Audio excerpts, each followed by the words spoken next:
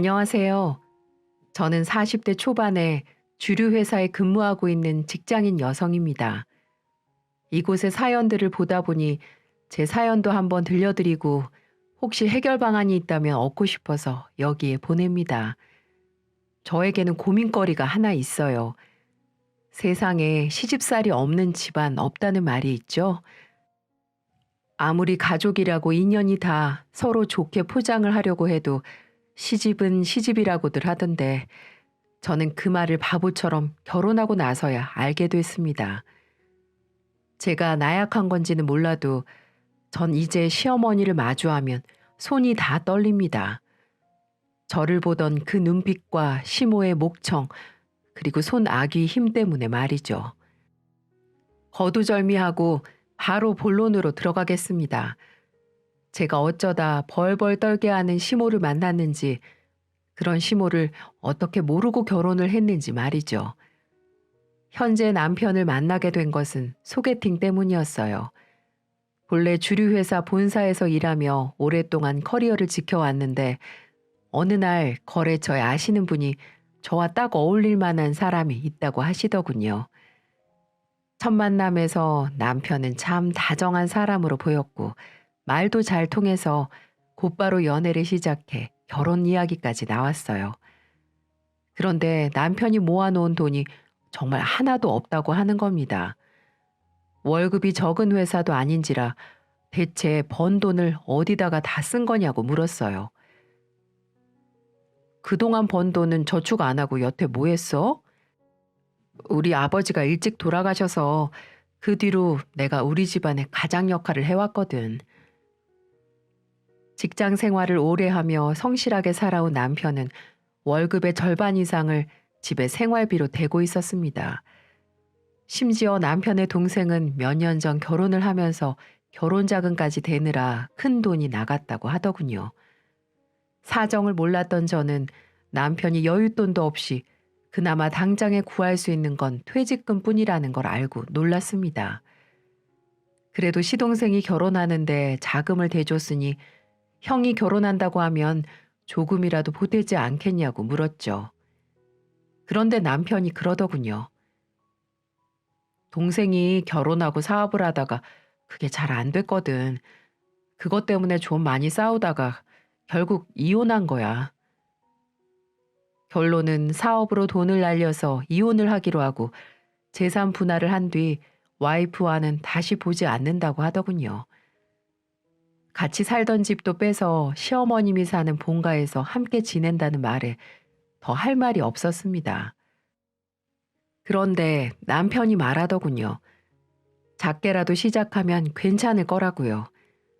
오래 근무해서 퇴직금도 높게 나올 거고 저도 벌어놓은 돈이 제법 되니까 합치면 되지 않냐고 했죠. 가진 것은 없지만 결혼해서 부부가 된다면 정말 잘하겠다는 말에 시댁과 친정의 도움 없이 제 돈 그리고 남편의 퇴직금으로 전셋집을 구해 시작하기로 했죠. 하지만 그때 몰랐습니다. 이 결혼의 문제는 애초에 돈이 아니라 시모였다는 것을요. 시댁에 처음으로 인사를 드리러 간 날 시어머니는 저를 보자마자 너무나 반갑게 맞이해 주셨어요. 아유, 어서 와요. 얼마나 기다렸는지 몰라. 자, 차린 건 없지만 많이 들어요. 시어머니는 거실에 가득 한 상을 차려놓고 기다리고 있었고 남편의 동생 또한 저를 반갑게 맞이해줘서 첫인상은 아주 좋았습니다. 하지만 그 환대는 신혼여행을 다녀온 날까지가 끝이었어요. 시어머니가 보통 분이 아니란 걸 알게 된 건 결혼하고 한 달이 지나서였습니다. 신혼여행을 다녀온 뒤 다시 출근을 해서 일을 하던 어느 날 시어머니로부터 연락이 왔어요. 네가 생활비 끊으라고 했냐? 결혼하고 처음으로 듣는 나리선 목소리에 당황했습니다. 남편이 기존에 집안에 내던 생활비를 끊고 용돈으로 대체한다고 했는데 이게 말이나 되는 소리냐고 하시더군요. 당황했지만 침착하게 말했어요. 어머니, 남편이 집안에서 가장의 위치였지만 결혼을 해서 이제 독립을 하게 됐잖아요. 생활비를 낼 게 아니라 이제 용돈을 드리는 거죠. 시어머니는 말 잘했다며 제게 따지듯이 말씀하셨어요. 아가, 너 말 잘했다. 걔가 우리 집 가장이란 걸 알면서 지금 그런 소리를 하는 거야? 기존에 남편이 보내던 생활비는 100만 원이었습니다. 하루아침에 용돈으로 40만 원만 보낸다는 게 말이 되냐며 부족하다고 하셨어요. 결혼 전 남편이 알아듣게 잘 설명을 드렸다고 했는데 그게 아닌 것 같았죠. 어머니, 이제 남편도 결혼을 해서 새로운 가정 꾸린 건데 가정에 충실하게 해 주셔야죠. 누가 하지 말라니? 너희 집안은 아버님이 계시니까 돈벌이가 넉넉하겠지만 우리 집안은 아니다. 40만 원으로는 택도 없지. 시어머니는 남의 집 가장이랑 결혼하면서 그런 것도 생각 못했냐고 말하셨고 그대로 100만 원을 보내라고 하셨어요. 저는 살다 살다 그렇게 뻔뻔하게 돈을 요구하는 사람은 처음 봤습니다. 그렇다고 같이 흥분하며 화를 냈다간 싸움이 날 것 같아서 말씀드렸죠. 어머니, 제가 다른 뜻으로 물어보는 게 아니고요. 서방님도 돈은 버시잖아요. 아닌가요? 무슨 말을 하고 싶은 거냐? 둘째가 돈도 안 벌고 집안에 얹혀 살고 있다고 생각하는 거냐? 아니요. 당연히 서방님이 돈 벌 거라는 건 알고 있죠. 그런 게 아니라 서방님도 생활비를 100만 원이나 내나요? 시어머니는 말문이 막혔고 잠시 조용해지시더니 말했어요. 본래 100만 원을 냈지만 지금은 사정이 안 좋아져서 그렇지 않다고요. 그때 알아차렸습니다. 100만 원은커녕 그 반도 내지 않고 있구나 하고 말입니다. 그러나 거기서 끝이 아니었습니다. 어머님은 한탄을 하기 시작하더군요. 너도 알잖니? 이혼해서 재산 분할한 뒤로 돈 없다는 거. 서방님은 사업 이후로 돈을 많이 잃어서 본인 앞가림 하는 데 쓰느라 예전만큼 생활비를 내지 못한다고 했고 그런 이유 때문에 더더욱 남편이 돈을 줄이면 힘들어진다고 했죠. 그 뒤로는 자신이 일찍이 남편을 잃고 많은 고생을 한 이야기부터 두 아들을 키우기 위해 얼마나 노력하며 큰 돈을 써왔는지 아주 긴 인생 이야기를 하시는데 참 난감하더라고요. 저희 부모님이야 계속해서 정년임에도 일을 하고 계셨지만 시어머니는 그럴 생각조차 없어 보여 돈이라도 벌라는 말씀은 절대 못 드렸죠. 그래서 좋게 좋게 말씀드렸어요.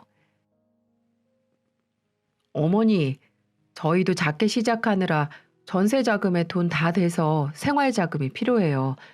둘이 버는데 어떻게 한 명만 돈을 내서 그 돈으로 생활을 해요. 죄송해요.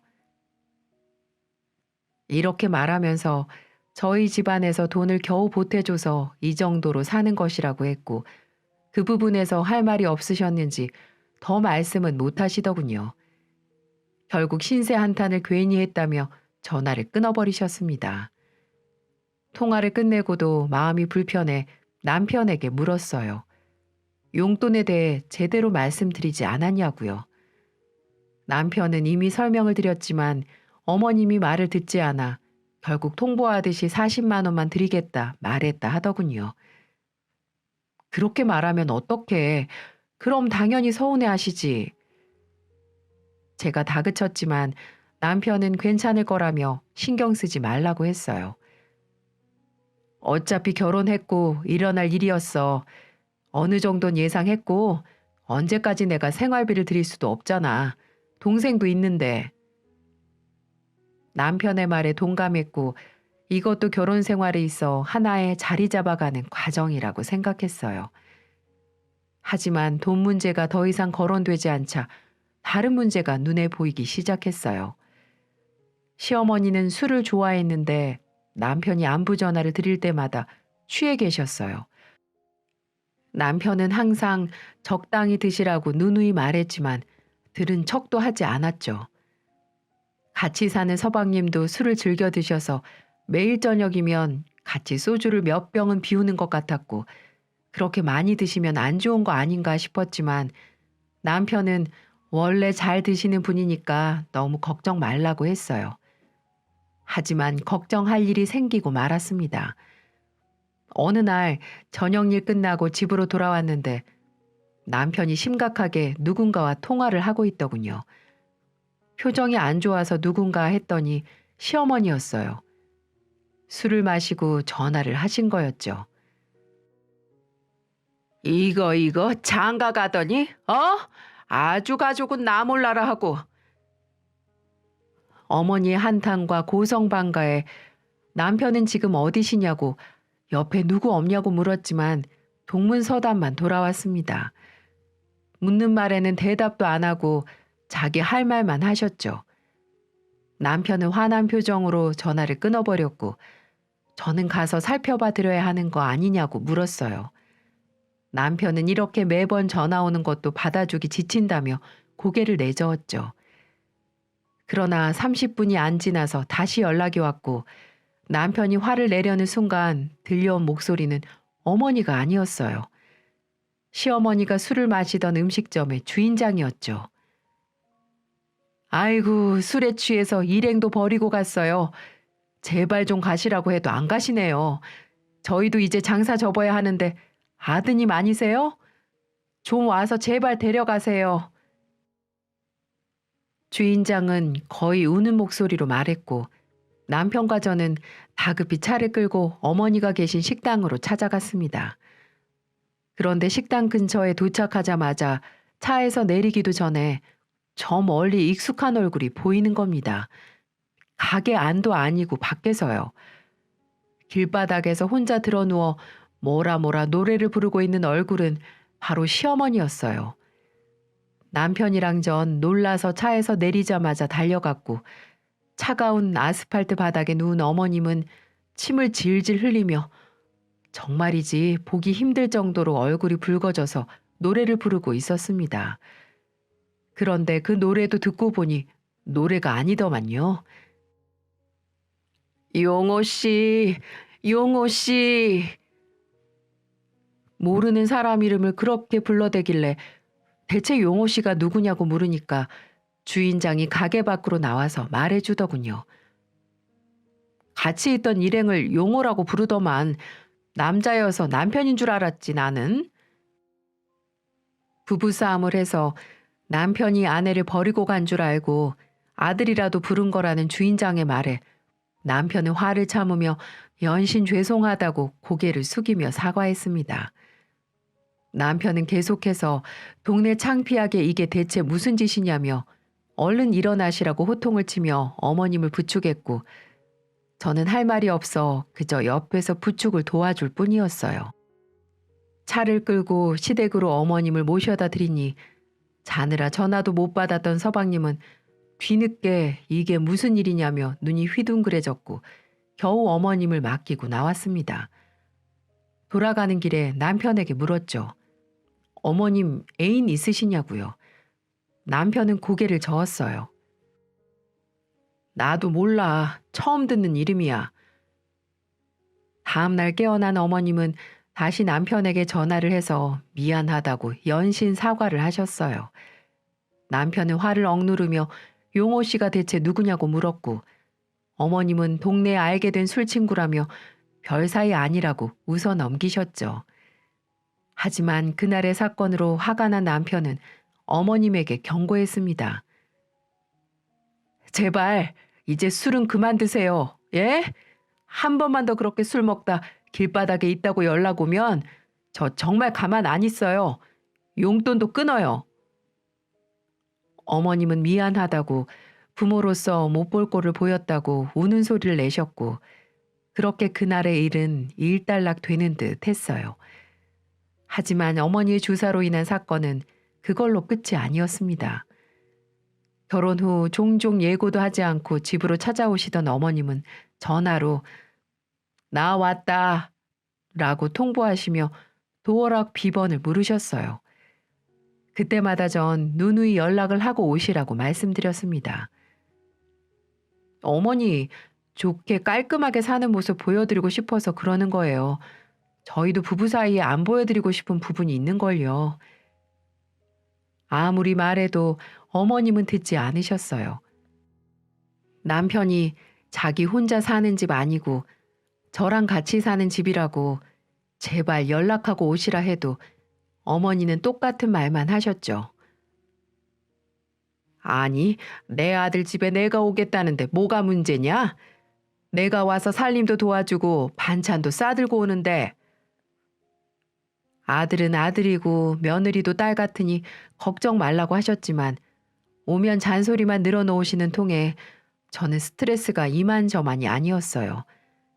집 안으로 들어오셔서는 회사에서 일하고 있는 제게 전화까지 하셔서 잔소리를 늘어놓으셨죠. 아니, 얘, 빨래가 이렇게 쌓이도록 내버려두면 어떡하냐? 설거지도 제대로 안 되어 있고 숟가락에 고춧가루가 그대로 남아있지 않나? 쓰레기통은 대체 언제 비우는 거냐? 분리수거함에 배달 용기들을 보시고는 배달 음식을 대체 얼마나 시켜 먹는 거냐며 다 지적하셨죠. 어머니, 제가 지금 일하는 중이라 통화를 길게 못해요. 일을 하니까 살림에 이렇게 소홀한 거지. 그렇게 말씀을 하고 끊으시니 정말 제 속에서 천불이 나더군요. 한 번은 퇴근해서 집에 갔는데 현관문을 열고 들어선 순간 모르는 신발이 보여서 멈칫했어요. 안으로 들어가니 남편과 어머니가 한 식탁에서 식사를 하고 있는 겁니다. 국까지 끓여서 남편의 앞에 놔주시던 어머님은 저를 보시더니 왜 이렇게 늦게 퇴근해서 애 밥도 안 차려주냐고 하시는 겁니다. 말에 뼈가 담겨 있었지만 싸움이 될까 좋게 말씀드렸어요. 일이 많아서 종종 이 시간에 끝나요, 어머니. 그때 눈을 부릅뜨시더니 저보고 쏘아 붙이시는 겁니다. 이 시간보다 더 늦게 오는 날도 있다고? 그럼 얘 밥은 안 차려주는 거냐? 전 굳어서 당황한 표정으로 남편을 보았습니다. 남편은 시어머니를 붙잡고 말리며 이야기를 했죠. 아, 엄마, 맞벌이 하는데 누가 서로 식사를 챙겨주는 게 어딨어.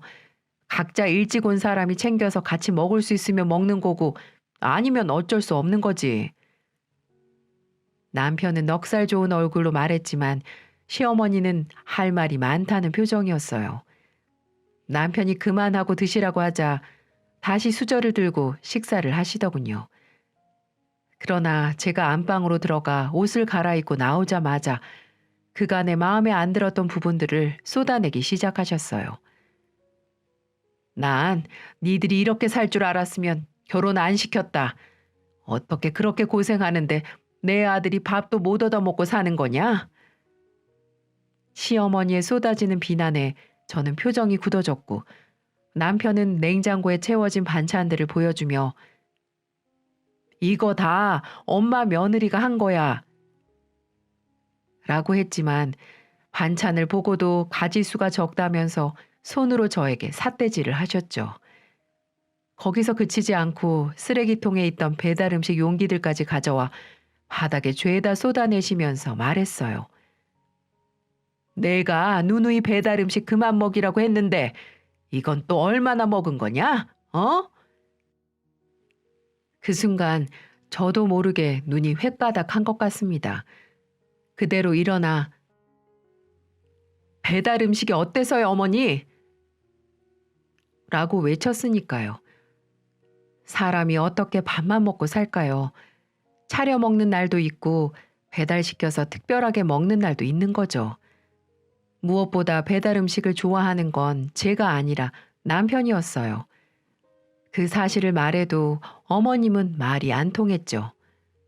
오히려 저보고 어른 말씀하시는데 하나하나 대든다고 역정을 내셨어요. 마음 같아선 배달 용기를 집어들어 어머님 얼굴에 던져버리고 싶었지만 그랬다간 정말 돌이킬 수 없을 것 같아 안방으로 들어가 문을 닫아버리는 것으로 끝냈죠. 그런 저를 보고도 어머님은 저 버릇없이 어른 앞에서 문을 쾅 닫아? 라며 소리쳤습니다. 남편은 그런 시어머니를 말리느라 애를 먹었고 어머니가 돌아가시고 나서야 안방으로 들어와서 저를 달래주었죠. 여보, 우리 어머니가 옛날 분이시라 그래.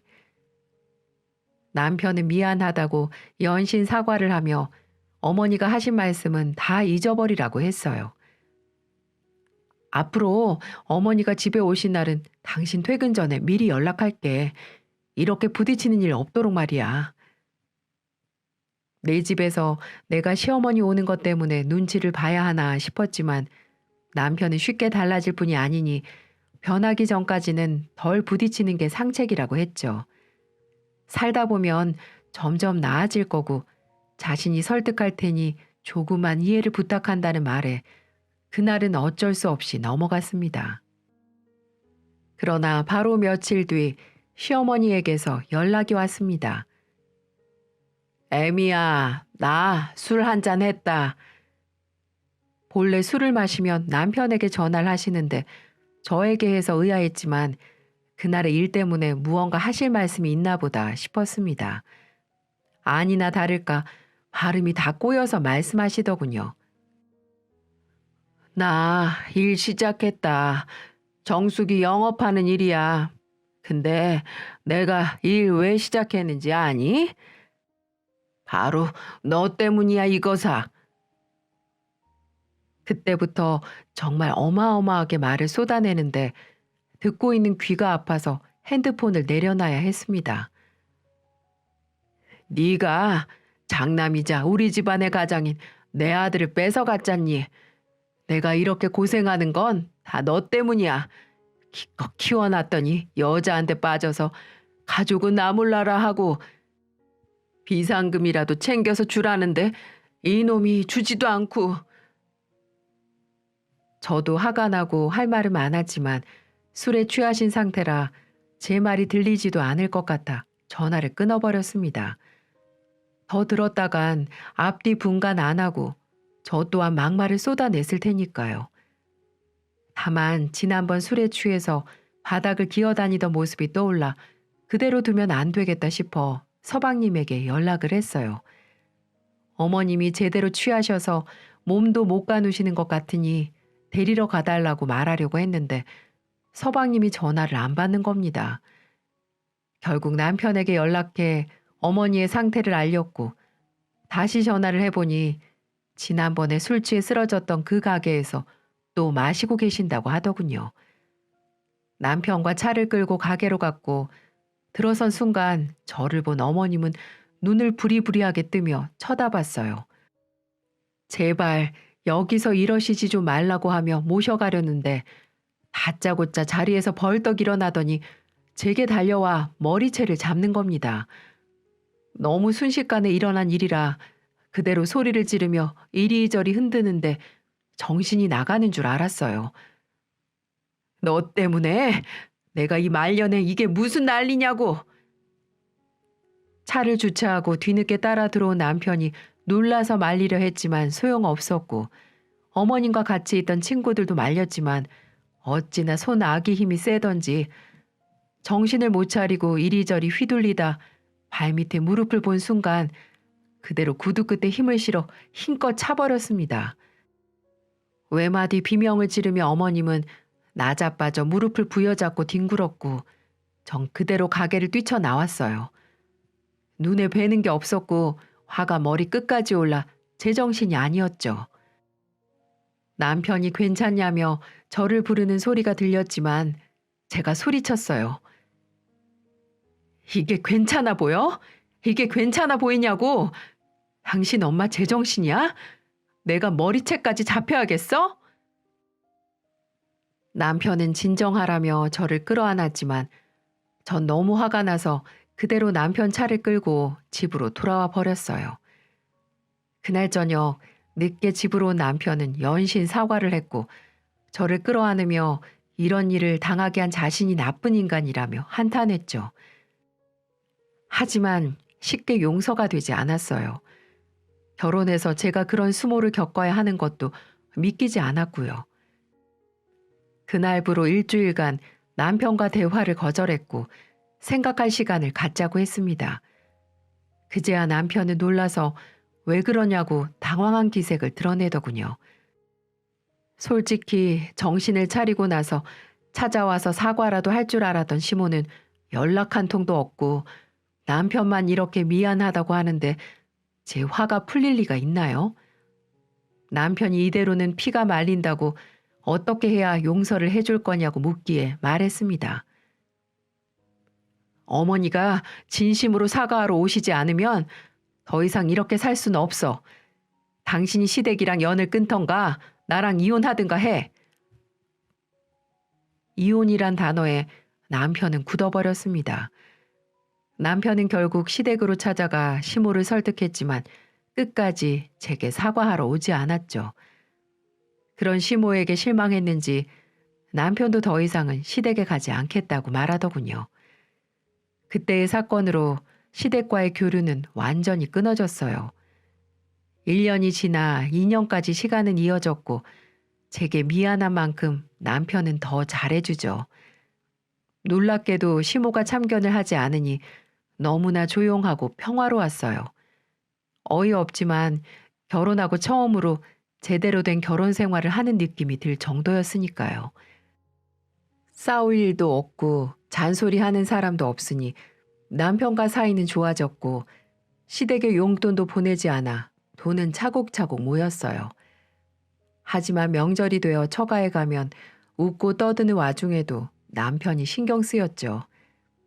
남편에게 가족들 생각 안 나냐고 물으면 남편은 전혀 생각나지 않는다고 했습니다. 저 때문에 눈치 보는 거라면 솔직히 말해도 된다고 했는데 오히려 허탈감이 느껴진다고 했어요. 대체 무슨 허탈감인가 했더니 말하더군요. 이렇게 행복하게 살 수 있는데 그동안 싸우면서 소리치고 마음고생하며 살았던 게 너무 후회돼. 그러면서 앞으로는 우리끼리 행복하게 살자. 이게 사람 사는 것 같아. 라고 말했습니다. 가족에 대한 그리움이나 미안함이라도 있을 줄 알았나 싶었지만 남편은 오히려 자신이 그동안 집안의 할 도리는 다 했으니 내 인생을 살겠다고 했어요. 아이도 낳고 남들처럼 조용하게 평화롭게 살자는 말에 전 동의했죠. 그렇게 3년이 되던 해 육아휴직으로 쉬어도 여유로울 정도의 여건이 생긴 시점이 되어 태교에 노력을 했고 너무나 귀엽고 눈에 별을 박은 듯 반짝이는 아들을 낳았습니다. 남편은 너무나 기뻐했고 자신을 똑 닮은 아들에 하루도 웃음이 끊이질 않았어요. 친정 식구들도 달려와서 아이가 너무 예쁘다며 어화둥둥했죠. 그때 3년 만에 시모로부터 연락이 왔습니다. 아이를 낳았다는 소식이 서방님을 통해 귀에 들어간 거죠. 시모는 제게 장문의 문자로 그동안의 일을 사과했어요. 구구절절 이어진 사과의 내용들이 한 페이지, 두 페이지가 넘어갔고 결국 전화를 걸어 통화를 했죠. 내가 미안했다. 내가 남편 없이 키운 아들이라 뺏기는 기분이 들어서 그랬어. 내가 그래서는 안 되는 거였는데 참 못할 짓들을 했다. 내가 생각해도 참 못난 시엠이었어. 넓은 아량으로 네가 좀 나 용서해주면 안 되겠냐? 그간의 일들을 사과하며 관계 회복을 원하는 시모에 바로 용서가 되지는 않았습니다. 누가 봐도 손주를 보고 싶어 사과하는 것이 느껴졌으니까요. 3년을 그렇게 소식도 없다가 아이가 태어났다는 말에 속보이듯 하는 사과가 무슨 의미가 있나 싶었죠. 시간이 걸릴 것 같다고 했고 당장은 얼굴 보기 힘들 것 같다고 말했어요. 시모는 제 마음을 이해한다며 강요하지 않겠다고 했죠. 그러면서 일주일 내내 문자로 좋은 글귀를 보내고 미안했던 마음과 절절한 문자를 계속해서 보내는데 옆에서 지켜보고 있던 남편이 말하더군요. 여보, 이렇게까지 하시는데 바로 좋아질 수는 없어도 얼굴은 좀 보는 게 낫지 않아? 남편의 설득에 저는 아직도 그날 머리채를 잡던 날이 떠오르고 제게 욕하던 모습이 떠올라 불편하다고 했습니다. 무엇보다 아이가 태어난 이 시기에 바로 연락 온 것도 마음에 안 든다고 했고요. 남편은 부모로서 손주 보고 싶은 건 어쩔 수 없는 거라고 했어요. 그래도 제가 내킬 때 만나면 되니 너무 스트레스 받진 말라고 하더군요. 그런데 얼마 지나지 않은 날 친정엄마가 저 먹으라고 반찬을 싸들고 온 날이었어요. 식사를 하는데 갑자기 초인종이 울렸고 찾아온 것은 다름 아닌 시모였어요. 전 놀라서 굳어버렸고 남편도 놀라서 당황했습니다.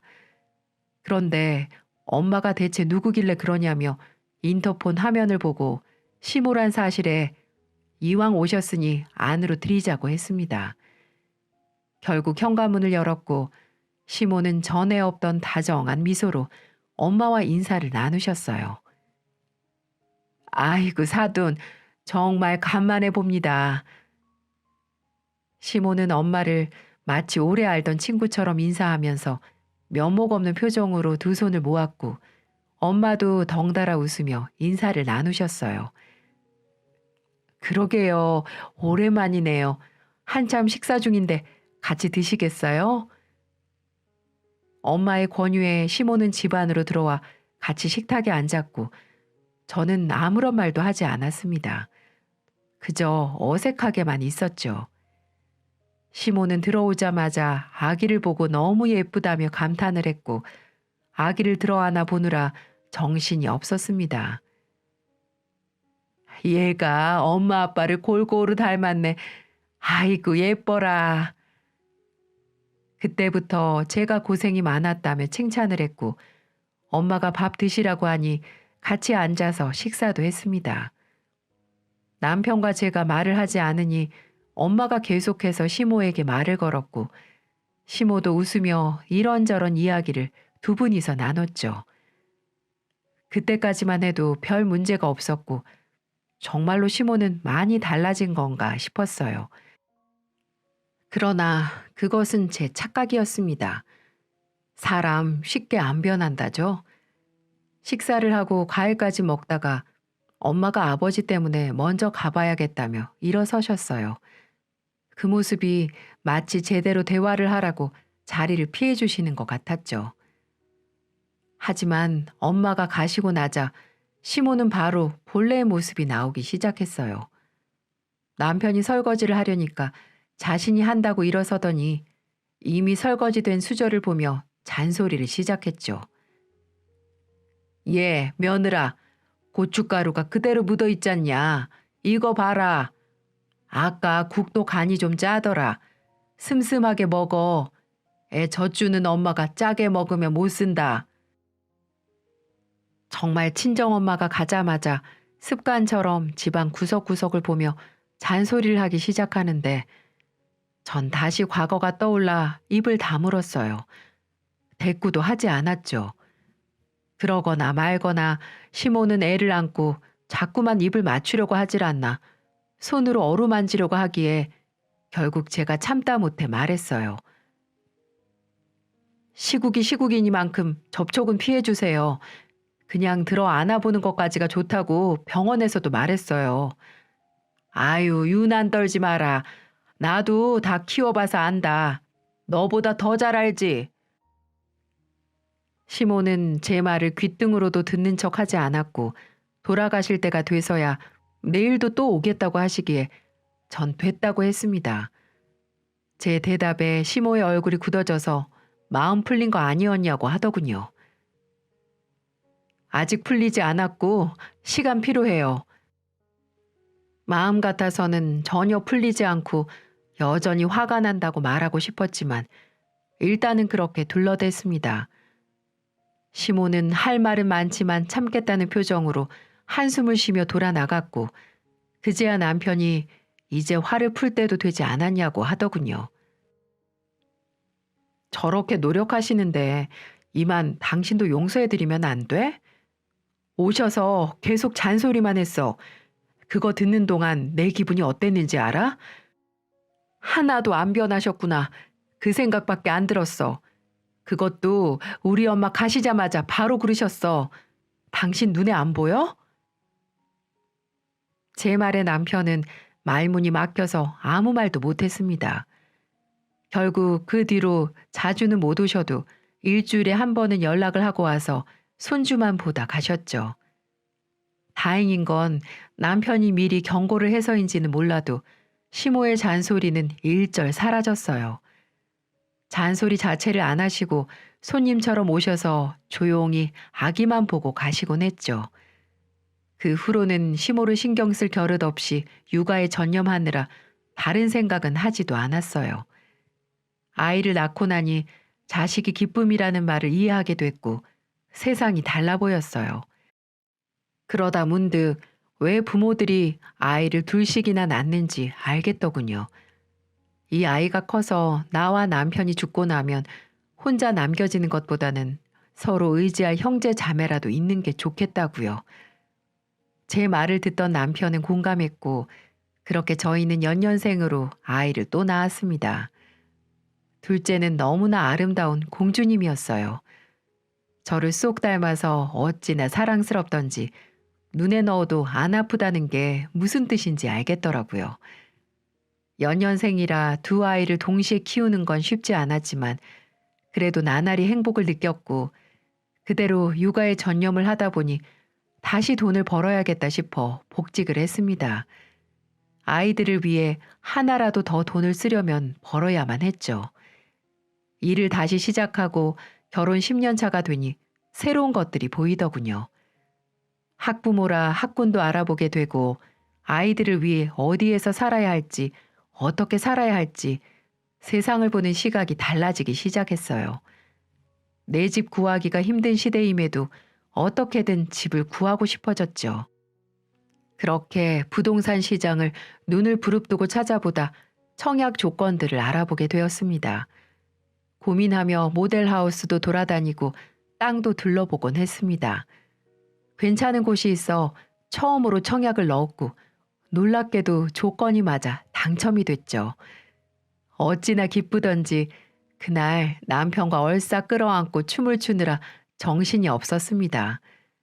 10년 만에 처음으로 내 집이 생긴 거였고 시간이 흘러 아파트가 완공이 돼서 입주를 하게 되자 입주 시점부터는 시세가 쭉쭉 오르기 시작하더라고요. 심지어 6개월이 지나니 무려 2배나 올랐고 정말 작게 시작한 살림에 뒤늦게 인생이 피는구나 싶었어요. 남편은 저를 만나서 자기가 이런 복을 누린다고 좋아했어요. 친정 식구들도 시모와 서방님도 모두 축하해 주었죠. 그러던 어느 날 갑자기 남편이 할 말이 있다며 조금 어두운 표정으로 손을 잡는 겁니다. 살면서 남편이 그렇게 분위기를 잡고 말하는 건 처음이라 조마조마했습니다. 혹시라도 어디 몸이 안 좋은 건가 싶었죠. 그러나 남편이 꺼낸 말은 정말 어처구니 없는 말이었어요. 내가 진짜 이런 말 안 하고 싶었는데 동생이 사업을 또 했나 봐. 시댁 이야기를 하는 순간 불안함이 엄습했어요. 근데 사업이 또 잘 안 돼서 지금 많이 힘들어해. 설마 돈을 빌려줘야 하는 건가 싶어 표정이 굳어진 순간 믿기 힘든 말을 하더군요. 어머니 집을 담보로 했대. 제정신인 건가 싶었습니다. 아무리 돈이 궁해도 돈이 급하게 필요하다고 해도 집은 건드리는 것이 아닌데 대체 어쩌려고 그런 짓을 한 거냐고 물었어요. 하지만 남편이 하려던 문제의 말은 따로 있었어요. 자기야, 정말 미안한데 그 집이 담보로 잡혀서 넘어가서 어머니가 갈 곳이 없어. 서방님은 작은 원룸을 겨우 구해서 들어갔지만 시어머니까지 살기엔 좁은 곳이라고 했습니다. 결론은 시모가 갈 곳이 없어 나앉게 생겼다는 거였죠. 갈 곳 없는 어머니를 이 집으로 모시고 같이 살아야 할 것 같다는 말에 저는 눈을 질끈 감았습니다. 아무리 왕래를 하게 됐다고 해도 사이가 좋아진 건 아니었어요. 같은 집에서 사는 건 상상조차 하기 싫었죠. 차라리 원룸이나 작은 방이라도 구해드리는 게 낫지 같이 사는 건 아니라고 했어요. 그러자 남편은 애원하듯 말하더군요. 여보, 우리 작은 방 하나 있잖아. 거기 잠깐만 내어드리자. 평생이나 오랫동안도 아니야. 잠깐만 모시고 조금 나아지면 괜찮은 집으로 들어가실 거야. 남편은 힘든 이 시기 동안 잠깐 모시자며 그래야 우리 마음도 편할 거라 해서 결국 작은 방을 잠깐 내어드리는 것으로 결론을 내렸습니다. 겨우겨우 설득한 끝에 제가 허락을 하자 남편은 웃으며 말했죠. 엄마도 성질 많이 죽으셨어. 예전 같지 않아. 당신한테 미안한 마음도 이참에 풀어주실 거야. 남편의 그 말을 믿은 제가 바보였어요. 모셔오지 말아야만 했습니다. 시모가 집으로 들어온 날 신발을 벗자마자 향한 곳은 정리해 놓은 작은 방이 아니라 저와 남편이 지내는 안방이었어요. 안방으로 들어가자마자 내 방이 여기니? 정리가 아직 안 된 모양이다. 라고 묻는데 당황스러웠죠. 어머니, 애 아빠가 잘못 말을 한 것 같아요. 어머니 방은 여기예요. 정리된 말끔한 작은 방을 보여드리자 시모는 눈이 커져서 안방을 돌아 나오더니 작은 방으로 들어갔습니다. 그리곤 방 안을 이리저리 살펴보더니 너무 작다는 겁니다. 잠깐 지내실 거라고 해서 일단은 이 방을 정리해 놓은 거예요. 제 말에 시모는 고개를 휙 돌려 저를 보더니 눈을 부릅뜨고 말했어요.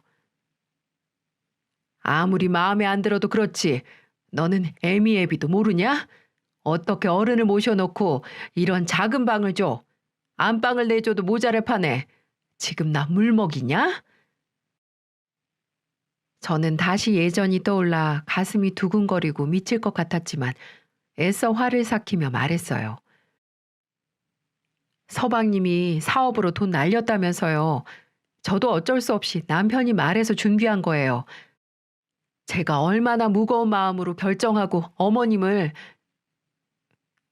말하는 순간 짝 하고 제 뺨에 무언가 날아들더니 고개가 휙 하고 돌아갔습니다. 너무나 순식간에 일어난 일이라 어안이 벙벙했고 고개를 돌려 다시 시모를 본 순간에 철컥 소리와 함께 마침 짐을 들고 들어온 남편이 현관문 앞에 서 있었죠. 시모는 남편을 보자마자 소리치며 말했어요. 얘가 지금 나보고 이 작은 방에서 자란다. 이게 말이 되는 소리냐? 너희 집에선 사돈이 그렇게 가르치디? 어머니, 대체 이게 무슨... 그렇다고 뺨을 때리다뇨. 아무리 마음에 안 들어도 말로 푸셔야지. 그렇게 손찌검을 하시면 어떡합니까? 아들의 아내입니다. 어머니 며느리라고요. 시모는 굳어서 당황한 표정으로 눈을 깜빡이더니 이내 얼굴이 붉어졌고 남편에게 소리쳤어요. 그럼 지금 나보고 이 코딱지만한 방에서 자라는 거냐? 이러니까 이 사람이 어머니를 받아들이지 못하는 거예요. 저도 이제 더 이상은 설득 못하겠네요. 제가 아무리 사과하고 말해도 어머니가 이러시면 저 도저히 안 되겠습니다. 나가세요. 남편은 들고 들어왔던 시모의 짐을 그대로 들어 다시 현관문을 열며 말했습니다. 저도 놀라서 남편을 쳐다보았고 시모는 이게 아닌데 왜 상황이 이렇게 흘러가나 싶은 표정으로 눈치를 살피더군요. 동생한테 전화할게요. 그냥 그 원룸이라도 들어가 사세요. 동생 사업 망할 거 이번에 못 막은 것도 다 어머니 탓이에요. 어머니가 말리기만 했어도 그렇게 집이 넘어가진 않았어요. 남편은 자업자득이라며 시모에게 나오시라고 했고 시모는 결국 화를 내며 소리쳤습니다. 아주 여자 하나 잘못 만나더니 부모도 못 알아보고 이거사. 시모가 역정을 내며 안 나간다고 했지만 남편은 완강하게 호통을 쳤고 차에 다시 태워 시동생이 지내는 원룸으로 가버렸습니다. 그 후로 집으로 돌아온 남편은 제게 다시는 이제 이런 부탁하지 않겠다며 말하더군요. 아무래도 가족이다 보니 챙겨야겠다는 마음에 그런 것인데 잘못된 선택이었다고요. 그날 이후로 남편은 더 이상 시모에 대해 이야기하지 않습니다. 제가 아는 건 서방님이 지내는 원룸에 시모가 같이 살며 밥도 살림도 다 해주고 있다는 거예요. 전 저대로 남편과 일을 하며 육아도 하고 있고 가끔씩 오시는 친정엄마가 살림을 도와주는 것 말고는 별다른 건 없습니다. 사실 시모는 남편의 부모이기 때문에 그런 열악한 환경에 사는 것이 마음으로 편하진 않습니다.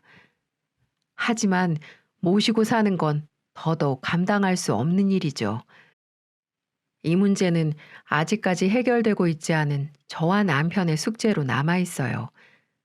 부모 자식 간에 연을 끊을 수도 없는 것이고 남편은 아마 저와 사는 평생을 마음의 짐처럼 시모를 생각하며 살겠죠.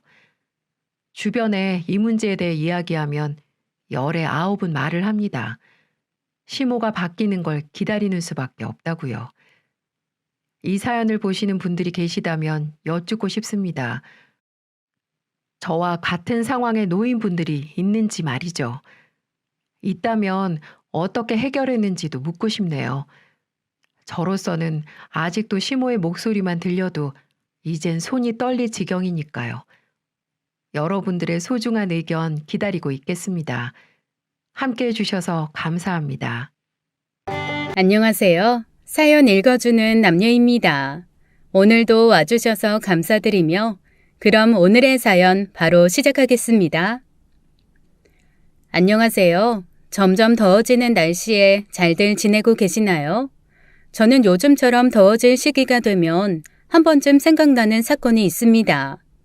지금이야 다 지난 일이고 생각하면 웃음만 나지만 그때는 정말 제가 했던 결혼에 대한 회의감까지 들면서 많이 힘들었었어요.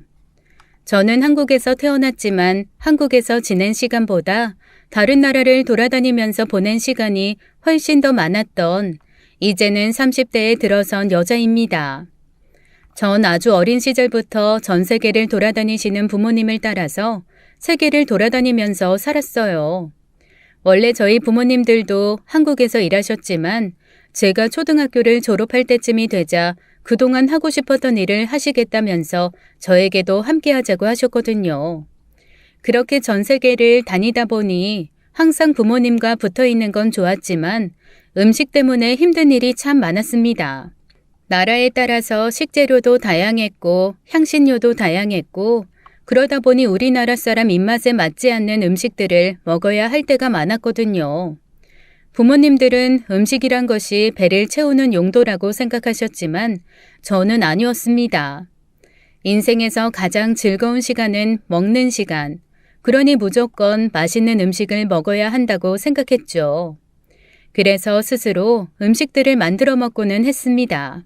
처음에는 제 배를 채우기 위해서 그러다가 부모님의 식사도 같이 일하는 분들의 식사도 챙길 수준이 되었죠. 그러다 보니 아주 어린 나이에 요리라는 것에 푹 빠져버렸습니다.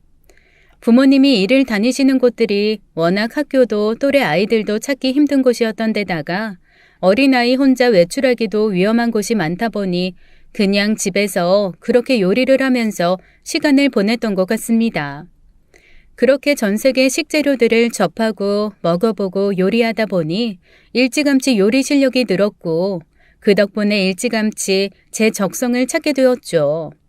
그런데 그러다 보니 상대적으로 학업에는 소홀하게 되더군요. 사실 학교란 곳 자체가 미래에 하고 싶은 일을 찾아가는 과정 중 하나라고 생각하기도 했고 워낙 여러 나라를 돌아다니다 보니 교육 과정이 달라 때맞춰 다니기도 쉽지 않았거든요. 그렇다고 공부를 아예 안 한 것은 아니었고 홈스쿨링으로 어느 정도 정규 과정을 따르긴 했지만 어쨌거나 한국식으로 본다면 저의 공식적인 학벌은 중졸이 되는 것이었죠. 그렇게 남들보다 조금은 일찍 부모님에게서 독립해서 일을 찾고 경력을 쌓기 시작했습니다. 제가 자리를 잡은 곳은 미국이었으니 아마도 그곳에서 한국 남자를 만난 것이 아니었다면 이 모든 것이 문제가 되지 않았을지도 모르겠어요. 안녕하세요. 혹시 한국 분이세요? 저 한국에서 온 유학생인데 여기서 일하시나 봐요. 한국 분이세요? 반갑네요. 그런데 이 근처에 학교가 있던가요? 사실은 며칠 전에 시험 끝나고 친구들하고 놀러 왔는데요. 다시 못 돌아가고 있는 중이에요. 왜요? 무슨 일 있으셨어요? 그쪽한테 반해서요. 번호 물어보려고 일주일째 매일 출근 중인데 차마 용기가 안 나서 이러고 있습니다. 그런데 내일까지는 학교에 복귀하지 않으면 제가 정말 큰일 나서요. 그러니까 제발 사람 하나 살린다 치고 번호 좀 주시면 안 될까요? 저는 그렇게 제가 일하던 레스토랑에 자주 오던 한국인 유학생인 남편에게 고백을 받았습니다. 평소에도 그런 식으로 접근하는 남자들은 꽤 있었지만 다 무시했었는데 그때는 왜인지 저도 이상하게 심장이 두근두근 하더라고요. 특별히 잘생기지도 특별히 멋지지도 특별하게 귀티가 나는 것도 아니었는데 참 희한하게 끌리더라고요. 그런데 제가 평소에 또래들과 만날 일이 적다 보니 연애가 처음이었고 그렇다 보니까 그만 실수 아닌 실수를 해버렸습니다. 연애를 시작한 지 1년도 되기 전에 덜컥 임신이 되어버린 것이었죠. 아직 결혼에 대한 이야기를 하기도 전이었고 서로 미래를 약속한 것도 아니었고 그 남자는 아직 공부를 해야 하는 것도 많이 남아 있었거든요. 그런데 애가 생겼으니 어떻게 해야 하나 참 고민이 많이 됐습니다. 사실 혼자 낳아서 기르는 것도 문제는 되지 않았지만 그래도 사랑하는 사람 사이에서 생긴 아이니까 함께 이야기하고 이왕이면 미래도 함께하고 싶었어요. 그걸 말이라고 해? 당연히 나와야지. 세상에. 그럼 뭐부터 해야지? 결혼부터 해야 하나? 그럼 난 어떻게 할까? 우선 우리 부모님한테 이야기를 해야 결혼을 준비하는데 어떻게 하지? 어떻게 하지? 그 남자는 당황하기는 했지만 다행히 아이가 생겼다는 사실을 기뻐해 주었습니다. 그리고 아이가 생겼으니 공부를 포기하고 한국으로 들어가서 취업을 하겠다고 하더군요. 자신의 꿈을 위해 먼 타국 땅까지 와서 공부를 하고 있는 걸 텐데 저를 위해서 그리고 우리의 아이를 위해서 미련 없이 모든 것을 포기하겠다는 그 남자를 보니 제가 남자를 잘 골랐다는 확신이 들었습니다. 그래서 저도 그 남자를 따라 한국에 들어오는 일에 동의했어요. 제가 하는 일은 나라가 상관없으니 미국이 아니라도 할 수 있는 상황이기도 했고 임신을 한 뒤로는 유난히 심한 입덧 때문에 음식 냄새를 맡을 수가 없어서 일을 쉬고 있는 중이기도 했거든요. 그래서 저희는 오랜 상의 끝에 한국으로 돌아가 결혼을 하고 새 살림을 시작하기로 했죠. 그렇게 저는 그 남자와 비행기에 올랐고 한국으로 돌아왔습니다. 아주 핑크빛 미래를 꿈꾸면서 말이죠. 그런데 제가 너무 오랫동안 한국을 떠나 있었던 게 문제였을까요? 한국에 들어온 이후 저는 계속해서 전혀 예상하지 못했던 상황에 부딪히게 되었습니다. 무엇 하나 제 예상과는 맞아 떨어지지가 않더라고요. 미국에서 만났다고? 아니 공부하라고 보내놨더니 왜 거기서 연애를 해? 넌 얌전히 공부하던 우리 아들을 어떻게 꼬여낸 거니? 거기다 덜컥 임신까지? 넌 도대체 가정교육을 어떻게 받았으면 결혼 전에 덜컥 임신부터 해? 그리고 임신을 했으면 여자인 네가 알아서 했어야지. 왜 장래가 창창한 우리 아들 발목을 잡고 늘어져서 앞길을 막는 건데? 시어머니에 대한 저의 첫인상은 상당히 무례하다는 거였습니다.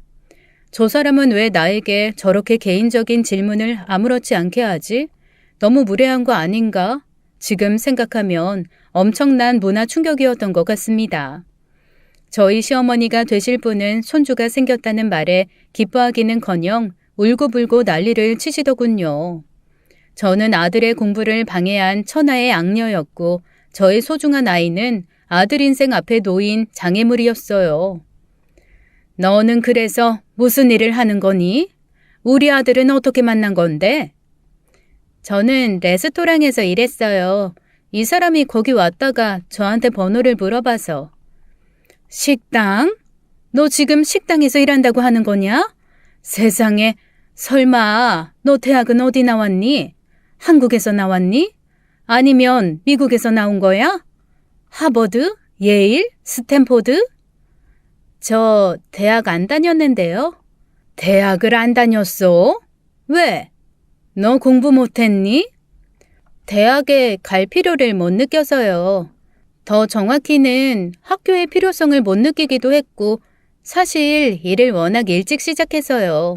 제가 10대에 일을 시작했거든요. 그게 무슨 소리야? 너 그럼 고등학교도 안 다니고 일했다는 거야? 너 날라리였니? 아니면 깡패야 뭐야? 아니면 집안이 그렇게 힘들었어? 도대체 왜 고등학교도 안 다녔다는 거야? 그거야 하고 싶은 일이 있으니. 아이고 하나님 부처님 천지신명님, 이게 무슨 날벼락입니까?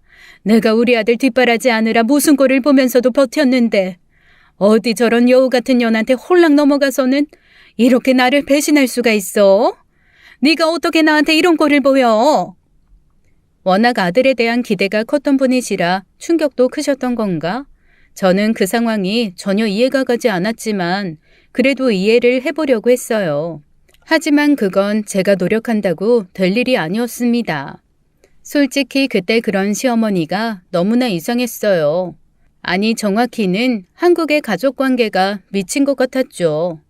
저는 남자와 여자가 결혼하는데 부모님의 역할이 그렇게 크다는 것 자체를 이해할 수가 없었거든요. 그냥 아들이 결혼할 여자니까 내가 같이 살 남자의 부모니까 어쨌든 가족이란 이름으로 묶이게 될 거니까 인사를 하러 간 것이었지 우리 사이를 허락받으러 간 것이 아니었습니다. 저희는 이미 부부가 되기로 약속을 했고 아이를 낳아 가정을 꾸리기로 계획도 다 끝난 상황이었으니까요. 그러니 제가 마음에 들지 않는다며 알아눕는 시어머니도 그런 시어머니를 보고 안절부절 못하는 남자도 이상하고 하여튼 전부 이상한 거 투성이었습니다. 거기다 시어머니는 제가 학교에 다니지 않았다는 것을 정말 끔찍하게 생각하셨어요. 시어머니 기준에서 학교를, 그것도 고등학교를 다니지 않았다는 것은 있을 수 없는 일이었습니다. 저에게 엄청난 문제가 있다거나 저희 부모님에게 엄청난 문제가 있다거나 둘 중에 한 가지가 아니면 있을 수 없는 일이라고 믿으시는 듯 했어요. 거기다 상상력은 어찌나 뛰어나신지 제가 학교를 다니지 못한 이유에 대해서 100만 가지는 떠올리시는 것 같았습니다. 어머님 상상 속에서 저는 왕따 가해자였고 왕따 피해자였고 사회 부적응자였고 때로는 불량 학생이거나 머리가 학교 수업을 따라갈 수 없는 바보기도 했어요. 니네 부모님은 정말 이상한 사람들이구나. 어떻게 애가 학교에 가지 않는다는데 내버려 둘 수가 있니? 아무리 먹고 사는 게 힘들어도 자식 교육은 놓는 게 아닌데. 니네 부모님은 안 봐도 뻔해. 얼마나 무식하고 상식이 없는 사람들일지. 나중에는 저희 부모님까지 단정적으로 말하면서 험담을 하는데 이 사람이 진짜 미쳤나라는 생각이 들 정도였습니다. 물론 거기에 제가 아무리 이야기를 해도 소용이 없었어요. 정말 벽에 대고 말하는 게 이런 건가 싶은 느낌이었습니다. 거기다 제가 지금 부모님과 연락이 닿지 않아 임신한 것도 알리지 못했고, 그러니 결혼식은 아이를 낳고 부모님과 연락이 닿은 후에 하고 싶다고 하자 정말 세상이 무너지는 듯한 표정을 지으시더군요. 내 이럴 줄 알았다. 콩가루 집안일 줄 알았어. 하긴 부모가 신경을 안 쓰고 버려뒀으니 네가 이렇게 자랐겠지. 아이고 내 팔자야. 아이고. 제가 도대체 어떻게 자랐다는 건지 물어보고 싶을 정도였지만 답을 듣는다고 제가 이해할 수 있을 것 같지도 않았습니다. 남편도 그런 시어머니를 보면서 부끄러운 듯 저에게 사과를 하면서 자기가 더 잘하겠으니 시어머니를 이해해달라고 부탁했어요. 시어머니는 옛날 분이시고 자신에 대한 기대가 커서 그런 것이니 절대 나쁜 분은 아니시고 시간이 지나면 저의 장점을 잘 알아줄 것이라고요. 저는 또 어리석게 그걸 그냥 수긍해 버렸습니다. 어차피 저와 한 집에서 살 사람은 남편이고 남편과는 문제가 없으니 시어머니라는 사람이 아무리 저에게 막말을 해도 안 보면 된다고 생각했어요. 그게 얼마나 큰 오산이었는지요. 우리 엄마 말은 거칠게 해도 속은 안 그러셔. 자기 배도 나왔고 오랜만에 한국에 와서 적응도 힘들 텐데 지금 결혼식 준비까지 하면 자기가 너무 힘들 거 알고 걱정해 주시는 거야. 혹시라도 오해하고 마음 상하고 그러는 거 아니지? 남편은 어떻게 봐도 시어머니가 저를 너무 싫어하며 하는 말들도 무조건 겉으로만 저러시는 거다. 속은 따뜻한 분이다. 지금은 처음이라 그렇다. 시간이 해결해 줄 거다 하며 포장하는 남편을 보니 참 별로라는 생각이 들더군요. 괜히 한국에 들어왔나? 이 남자와 정말 평생을 함께할 수 있을까? 이 남자가 아이의 아빠로 괜찮은 걸까? 오만 생각이 다 들던 시기였습니다. 그러나 그만둔다는 건 언제든 할 수 있다고 생각하기도 했고 어쨌거나 배는 점점 불러왔고 출산은 가까워졌으니 당장은 좀 버텨보자 하고 생각했어요. 그저 곧 있을 아이와의 만남을 기대하며 하루하루 스트레스 받지 않고 보내려고 노력했죠. 그리고 한동안은 실제로 괜찮기도 했습니다. 시어머니가 바빴거든요. 바로 저의 시동생, 남편의 동생 결혼을 위해 본격적으로 나섰거든요. 난 정말 네가 이렇게 내 뒤통수를 칠 수 있을 거라고는 꿈에도 몰랐어. 그것도 여자 문제로 말이야. 그래서 내가 정신을 차리기로 했다. 너무 안일했던 것 같아. 내가 신경을 쓰지 않으면 저런 여자가 붙을 수도 있다는 걸 예상했어야 하는데 말이야. 그러니까 작은 애 너는 혹시라도 그런 일 없게 그냥 일찌감치 좋은 여자 만나는 게 좋겠어. 이번 주부터 당장 맞선부터 보자. 거기 나오는 여자들은 이미 한 번쯤 걸러진 여자니 조건은 걱정하지 말고 부지런히 만나서 네 취향에 맞는 여자를 찾아봐라. 부디 너는 엄마를 실망시키지 않을 거라 믿는다. 시어머니는 시동생도 저처럼 조건이 엉망인 여자를 데려오면 큰일이라면서 조건이 좋은 여자들과 줄줄이 맞선 약속을 잡아놓으시는 등 의욕적으로 나서셨습니다. 그거야 시어머님의 며느리 취향이고 희망이니 제가 참견할 일은 아니었지만 한편으로는 정말 징그럽다 싶을 만큼 저를 물고 늘어졌어요. 시어머니는 저만 보면 본인이 바라는 며느리감에 대해서 설명하고 또 설명했습니다. 난 사람을 판단하는 제일 기본이 바로 학벌이라고 생각해. 그 사람이 어떤 대학을 나왔는지를 보면 그 사람이 얼마나 성실하게 학창시절 보냈는지 과거가 보이는 거고 앞으로 어떤 일을 하면서 살아가게 될지 미래도 예측이 가능해지지. 거기다 여자는 특히 학벌이 중요해. 애들 머리는 엄마 머리 닮는다는데 이제 니들은 어쩔 거냐? 혹시라도 아빠 닮아서 머리가 좋아도 문제일 거다. 애들이 커서 왜 엄마는 고등학교도 못 나왔어요? 엄마는 왜 이렇게 바보예요? 이러면 니들은 뭐라고 할 거니? 내가 그 상상만 해도 어지럽다.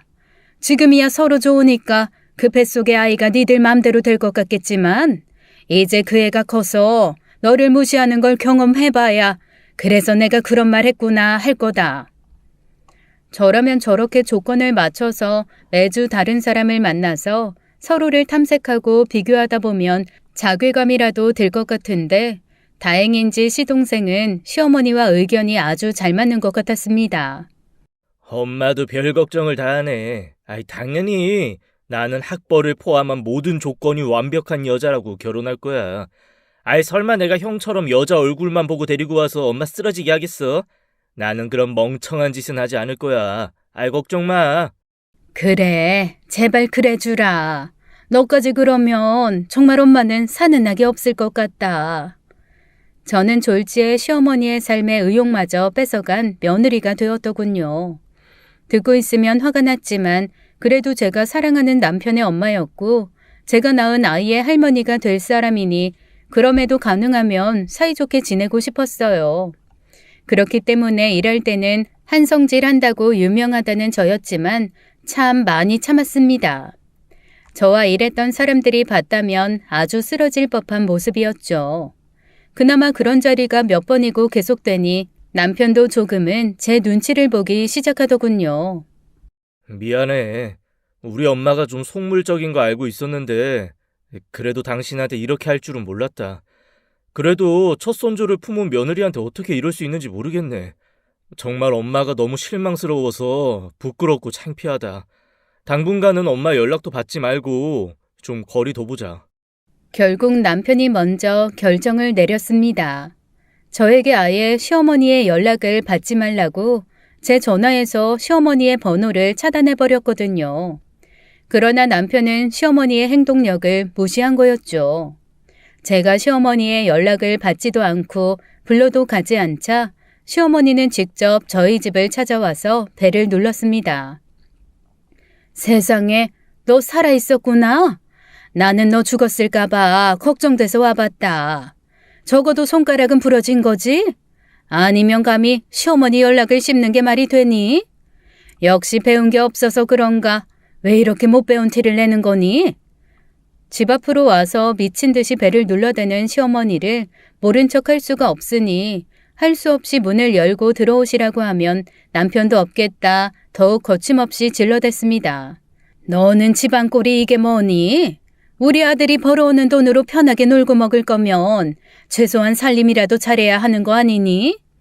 남편이 입덧한다고 위해주니까 엄살만 늘어나서는. 너 입덧도 다 어리광이야. 정신력으로 이겨내야지. 바닥에 머리카락이 굴러다니고 냉장고에는 유통기한 지난 음식이 넘쳐나고 내가 정말 이런 꼴 보려고 아들을 그 정성으로 키운 게 아닌데 정말 이게 무슨 악몽인지 모르겠다. 그렇게 하루가 멀다 하고 시어머니의 방문을 받다 보니 집이란 공간이 쉴 수 있는 공간이 아니게 느껴지더라고요. 그러니 어쩌겠어요. 항복을 해야죠. 그 후로는 시어머니가 연락하면 바로 받았고 부르시면 그냥 찾아갔습니다. 최소한 제 영역으로는 들어오게 하고 싶지 않았거든요. 그러면 시어머니는 며느리의 당연한 역할을 알려주겠다며 그렇게 집안 살림을 시키셨습니다. 입덧 때문에 정작 저희 집도 제대로 치우거나 남편 식사도 챙기지 못하던 저였는데 시댁에 빨래며 청소를 참 알차게도 시키더군요. 어떤 날은 아예 부엌에 엄청난 식재료를 쌓아놓기도 하셨습니다. 너 식당에서 일했다고 했지? 그럼 어디 그거라도 해봐라. 오늘 내 친구들 올 거니 제대로 잔치 음식 좀 만들어봐. 입덧 때문에 힘들기는 했어도 청소나 빨래보다는 요리가 낫기는 했습니다. 그러나 그렇게 만든 음식들을 보고 칭찬 한 번 한 적이 없이 그저 타박만 하셨어요. 세상에, 너는 그나마도 쓸모가 없네. 손님을 불렀다고 하면 좀 제대로 모양 있게 만들어야지. 어디 이따위 걸 만들어서 날 창피 주려고 하니? 하긴 내가 너한테 뭘 기대하니. 아유, 재료만 아깝게 됐네. 그러나 그러면서도 매번 저에게 요리를 시키셨고 그러다 시어머님이 초대한 손님들과 제가 마주치기라도 하면 아줌마, 음식 준비 다 끝났으면 얼른 가보세요. 라며 저를 쫓아내더군요. 제가 며느리라는 것을 소개시키기가 싫은 것이었는지 아니면 결혼식을 하지 않고 살고 있으니 아예 며느리가 없는 척 하고 싶었던 것인지 정확하게는 모르겠으나 그렇게 저를 출장 요리사라도 되는 것처럼 속이면서 쫓아냈고 그러면 오히려 손님들이 저를 안쓰러워 하더군요. 세상에 저렇게 배가 불러서도 이런 일을 하러 다니네. 안 됐다. 얘, 팁 좀 챙겨드려라. 아줌마, 고생 많았어요. 힘들어도 좋은 날 올 테니까 힘내요. 그런 날은 어이가 없었지만 정말 싸우고 싶지도 않았습니다. 아니, 더 정확히는 상대하고 싶지도 않았어요. 그렇게 제 마음속에서 시어머니와의 거리를 점점 벌려가고 있었습니다. 그러나 그렇게 싫은 상황에서 몸을 움직이니 결국 탈이 나더라고요. 그날도 시어머니에게 불려가서 음식을 하고 있었어요. 그날따라 아침부터 몸이 좋지 않아서 정말 가고 싶지 않았는데 정말 중요한 손님이라면서 난리를 쳐서 할 수 없이 시댁으로 향했습니다. 재료를 손질하다 보니 뭔가 배가 땡기기 시작했고 이대로는 위험하다는 생각이 들었어요.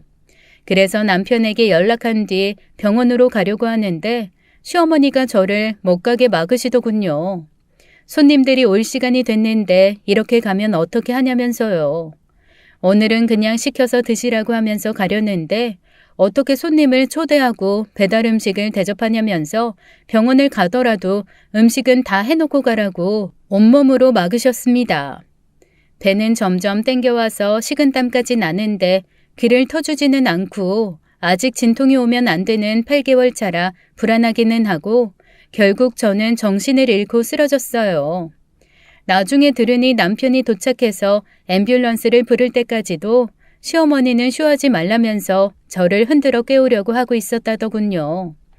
다행히 바로 병원으로 가서 그런지 조산을 하지는 않았지만 의사가 몸 상태가 너무 나쁘다며 절대 무리하면 안 된다고 신신당부를 했고 저와 남편은 차라리 시어머니가 부르지 못하도록 병원에 입원해 있다가 아이를 낳는 게 좋겠다고 결정했습니다. 병원에서의 시간은 답답하기는 했지만 시어머니를 보지 않으니 살 것 같았어요. 물론 시어머니는 병원까지 쫓아와서 잔소리를 하고 싶어 했지만 병원에서 남편 외에 보호자는 안 된다며 막아주시는 덕에 평화로운 시간을 보낼 수 있었죠. 그런데 그렇게 누워있는 시간이 많아지다 보니 생각도 많아지더군요. 나는 왜 시어머니를 피해서 입원까지 해야 하는지, 내가 어디까지 맞춰줘야 하는 건지, 이게 정말 맞는 관계인 것인지 말입니다. 저는 시어머니 때문에 힘들고 시어머니는 제가 마음에 들지 않아 어쩔 줄 몰라 하고 그럼 그 사이에서 남편은 속상해하고 시어머니와 싸우고 이것의 반복이다 보니 나만 없으면 시어머니와 남편은 싸울 일도 없을 텐데 내가 잘못하고 있는 건가? 그냥 빠져줘야 하는 건가 하는 생각까지 들 때도 있었습니다. 그런데 그렇게 병원에 있다 보니 같은 병실을 쓰는 산모들과 친해지게 되었고 그분들을 통해서 한국의 시어머니를 대하는 방법을 배울 수 있게 되었어요. 우선 시어머니가 뭐라고 하면 그냥 듣지를 마. 그냥 머릿속으로 딴 생각해. 그러다가 말이 좀 끊기는 것 같다? 그러면 호응을 해. 아, 네, 그렇죠. 같은 거 있잖아.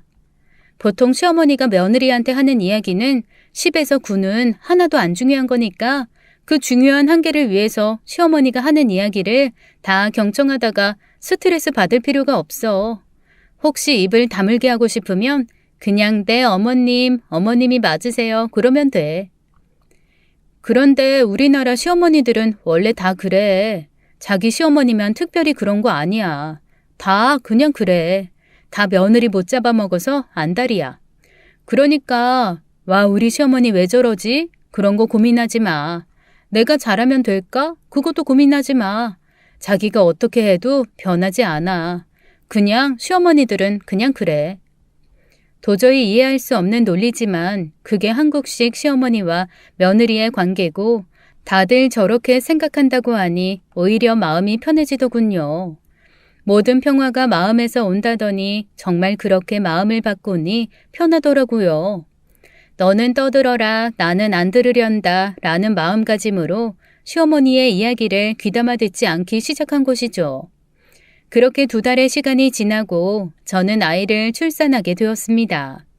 아이가 태어나니 아이만 보고 있어도 너무 행복하다 보니까 아이에게만 집중을 하게 되기도 했고요.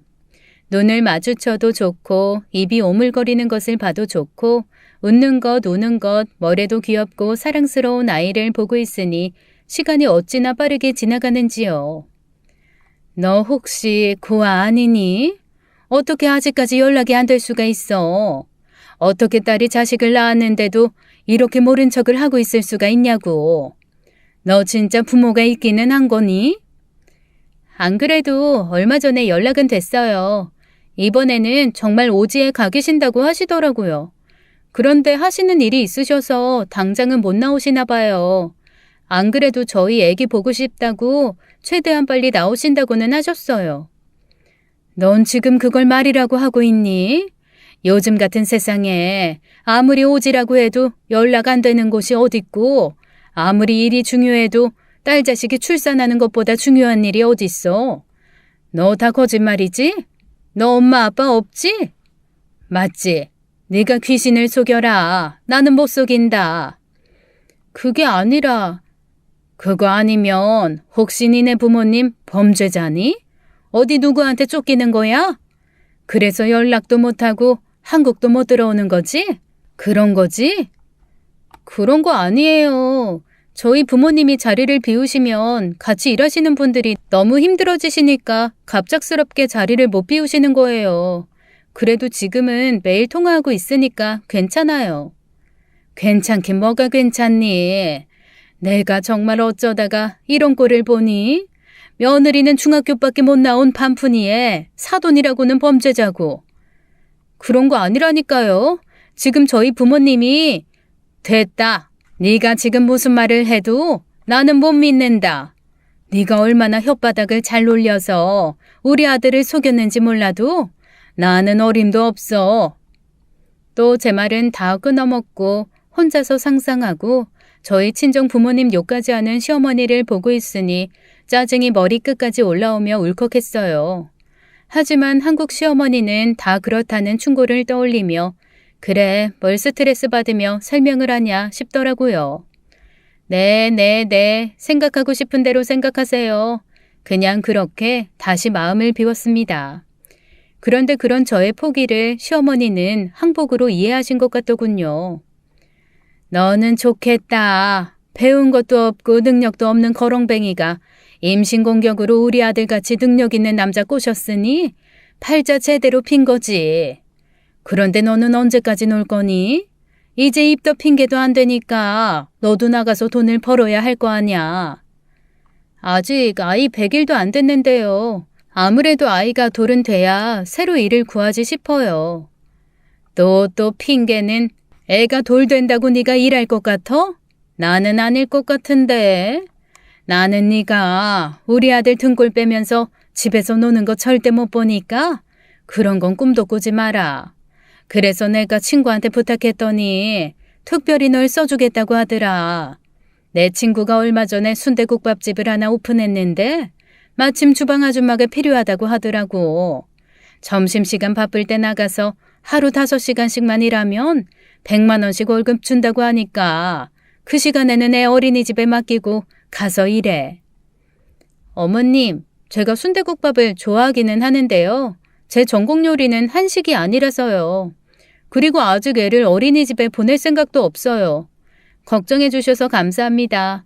그런데 일은 제가 구하고 싶을 때 제가 구할게요.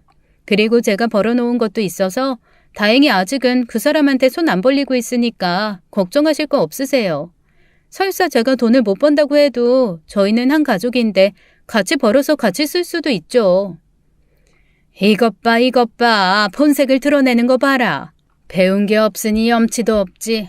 어디 우리 아들한테 기생을 하려고 해? 내가 그 꼴 두고 볼 것 같아? 네, 어머님. 그런데 그건 저희가 알아서 할게요. 걱정해 주셔서 감사해요. 사람이 적응의 동물이라고 했던가요? 저도 어느새 시어머니에게 적응을 했는지 이상한 곳에 최저시급도 안 되는 일당으로 취직시키려고 하는 것도 한 귀로 듣고 한 귀로 흘릴 정도의 내공이 쌓이더군요. 그런데 문제는 시댁 쪽도 전력을 보강했다는 것이었습니다. 바로 시동생이 그동안의 노력의 성과를 보이며 드디어 결혼할 여자를 결정하고 집으로 인사를 데리고 온 것이었어요. 그래, 내가 이제 드디어 제대로 며느리다운 며느리를 보는구나. 그래, 학교도 직업도 집안도 이렇게 마음에 드는 애가 우리 아들들 짝이어야 하는 건데 말이다. 엄마 또 왜 이래요? 나하고 약속한 거 잊으신 거예요? 이러실 거면 저희 일어날게요. 일어나긴 어딜 일어나니. 큰애야, 드디어 네가 우리 집을 위해서 해줄 일이 생겼지 뭐니? 자고로 우리나라에서는 맏며느리가 시동생들, 시누이들 결혼을 책임지는 거란다. 그러니까 이번에 시동생 결혼식은 네 일이다 생각하고 열심히 준비해라. 작은 애는 일이 바빠서 그런 사소한 일에 신경 쓸 새가 없을 거야. 원래 사회적으로 인정받는 사람들은 일만 열심히 하게 주변에서 도와줘야 하는 거고. 그러니까 큰애 네가 자잘한 심부름들 몸 쓰는 건 나서서 다 해주고. 알았지? 엄마, 그건 좀 아닌 것 같은데. 우리도 아직 식을 못 올렸는데 동생 결혼 준비를 이 사람이 어떻게 도와?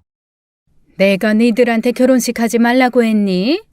제 엄마 아빠가 나타나야 식을 하던지 말던지 할 거 아니야. 그 엄마 아빠라는 사람이 진짜 있는지 사기를 당하고 있는 건지 이제는 나도 모르겠으니까.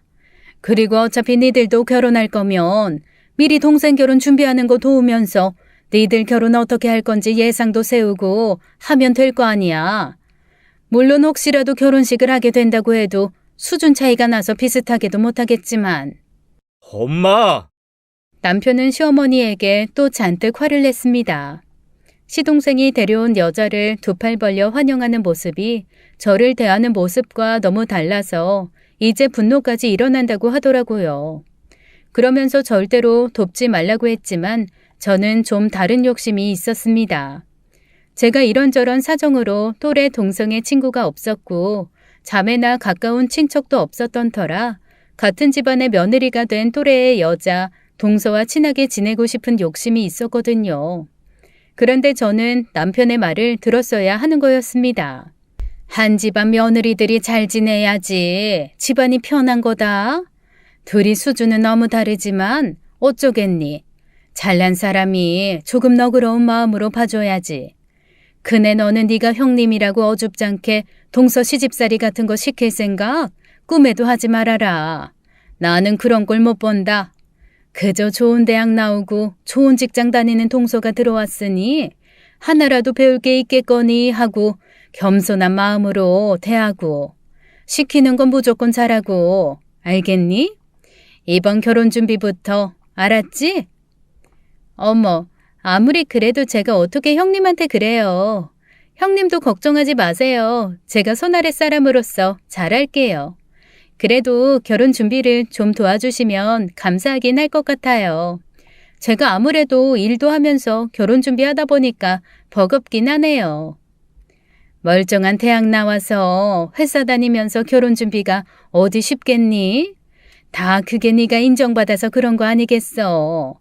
좋은 대학 나와서 좋은 직장 다니는 사람은 자기가 할 일이 있는 거고 집에서 노는 사람이 있으니까 그 손도 빌리고 그러는 거지. 가족이 될 사람이니 좋게 좋게 도와주면 그 마음을 알아주겠지. 그리고 결혼식 준비라는 게 어떤 건지 미국에서도 경험해 본 적이 없으니 이번 기회에 한국 결혼식에 대해서 봐두면 내가 결혼할 때도 도움이 되겠지 하는 마음도 있었어요. 그리고 내가 도와주면 저 사람도 내가 결혼할 때 도움이 되겠지. 뭐 그런 여러 가지 마음도 있었고요. 그러나 사람은 적응의 동물이죠. 처음에는 그래도 조심하는 것 같던 동서될 사람도 어느 순간 저를 점점 편하게 생각하는 것 같더니 어느 순간에는 정말 자기가 만만하게 심부름을 시켜도 되는 그런 사람이라고 여기는 듯 했습니다. 형님, 어제 찾아오신 한복 그거 어떻게 된 거예요? 제가 구김없게 잘 들고 오시라고 했잖아요. 그런데 이거 주름 졌잖아요. 이거 내일 스튜디오 촬영인데 어떻게 하실 거예요? 택시 타신 거죠? 그러니까 접혔죠. 제가 서서 버스 타시라고 했잖아요. 아니 도대체 왜 이렇게 말귀를 못 알아들으세요? 동서, 지금 선 세게 넘네? 사람이 좋은 마음으로 도움을 준 거면 고마워하는 게 아니라 지금 뭐라고 하는 거야? 돈 주고 사람을 써도 그렇게 말하면 갑질이란 소리 들어. 근데 하물며 나는 동서 윗사람이고. 윗사람은 개뿔? 나이 많은 게 벼슬인 줄 아나. 동서! 어머, 들리셨어요? 귀는 잘 들리시나 봐요. 그러게 어릴 때 공부 좀 하시지 그러셨어요. 중졸이 뭐예요, 중졸이? 제가 지금 형님이랑 한 집안 식구가 된다는 게 얼마나 자존심 상하는지 아세요? 정말 형님 때문에 결혼 엎으려고 한 거 겨우겨우 참고 진행하는 거예요. 그러니까 괜히 어설프게 형님 행세할 생각 말아요. 동서, 내가 학교를 어딜 다녔고 어떻게 살았건 내가 동서한테 피해만 주지 않으면 되는 거 아니야? 왜 내가 동서한테 그런 걸로 무시를 당해야 돼? 이런 식이면 내가 동서 결혼 반대해야 하는 정도인 거야. 반대요? 해보세요, 어디. 제 결혼이 엎어지나 형님이 이 집안에서 쫓겨나나. 설마 뭐 미국식 마인드신 거예요? 인간은 모두 평등하다, 그런 거요? 아니요, 절대 아니에요. 사람은 다 급이 있어요. 거기다 후천적인 건 더욱 그렇고요. 노력해서 얻을 수 있는 건 노력해서 얻으셨어야죠. 도대체 왜 노력이란 건 하지 않고 거저 얻으려고 하세요? 저 그런 사람들 정말 극혐합니다. 와, 평생 처음 들어보는 말들을 어쩜 그렇게 다다다 쏟아내는지요. 평생을 한 번도 게으르게 살아본 적도 없고 항상 치열하게 살아온 저에게 어떻게 저런 말을 할 수가 있는지, 아니 설사 제가 평생을 게으르게 살았다 한들 그게 자기들한테 피해를 주는 것도 아닌데 왜 저렇게 막말을 하는지 정말 황당하고 어이가 없을 뿐이었습니다. 그리고 사람이 사람을 선의로 대하는데 반대쪽에서 악으로 대응한다면 저도 굳이 상대하고 있을 필요가 없다는 생각이 들었어요. 그래서 저는 시어머니 말고 동서도 최대한 부딪히지 말고 살아야겠구나 생각했고 제 남편도 그런 제 의견에 적극 동조해 주었습니다.